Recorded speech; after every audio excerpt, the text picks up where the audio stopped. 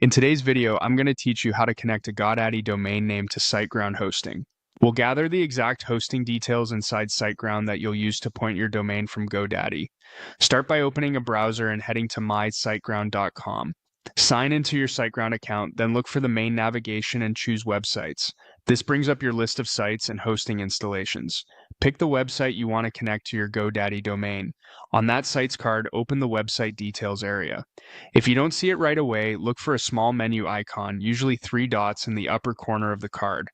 Click that menu, then select Server Details. This panel is the key to connecting your domain.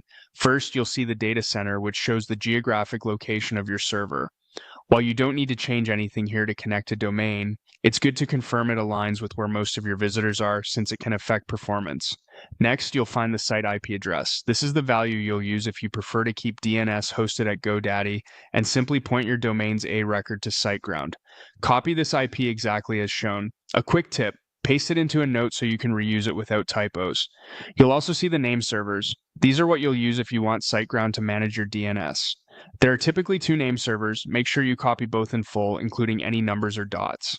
Using name servers shifts DNS management to SiteGround, which can simplify things if you plan to use SiteGround tools like email routing or CDN settings from one place.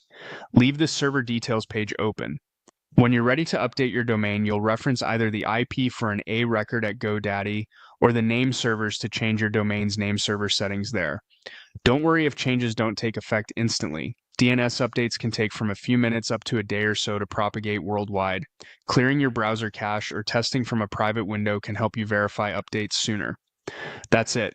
By navigating to websites, opening website details, clicking the 3 dots, and choosing server details, you now have the data center, the site IP, and the name servers you need to connect your GoDaddy domain to SiteGround hosting confidently.